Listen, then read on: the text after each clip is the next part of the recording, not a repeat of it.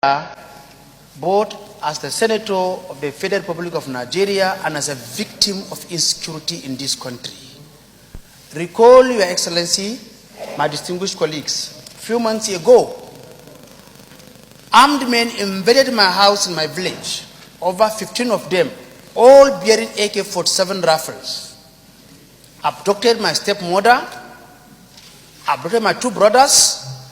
Villagers came out, confronted them, released my two brothers, and went out with my father's wife, who left behind an 11-day-old baby. Also, Your Excellency, a few months ago, the same bandits came back to my village and killed the ward chairman of my party in my own ward. I am a victim. Michka Madagali, that I represent here today, from 5th November to 11th January, Boko Haram visited that place 9 times. They turned the place into Boko Haram ban.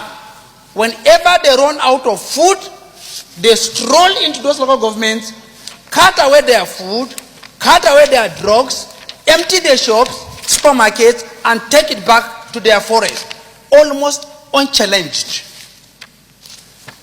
Mr. President, we never had it this bad of recent years. We never had it this bad in this country security-wise. Few days ago, you called me to present you at the burial of the current chairman of my local government that was abducted by Boko Haram and killed like an animal. They slaughtered him. I represented you in that burial. Mr. President, a lot of us have spoken here today, but let me add my voice. Going by the budget office from 2012, 2019, the Nigerian military alone received over 4.5 trillion naira. This is a government budget budgeted by the National Assembly. Service-wide vote and other sorts of funding is not inclusive of these funds. So it's not all about funding. How do our military utilize this?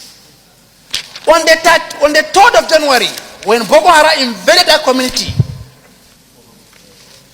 when they were repaired, they camped after Kuburusha, a river within Michka. Security force could not go there because they told me that their vehicle has spoiled. Soldiers.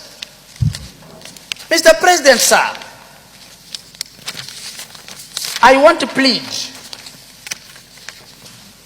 The service chiefs have done their best, but I think they have run out of ideas.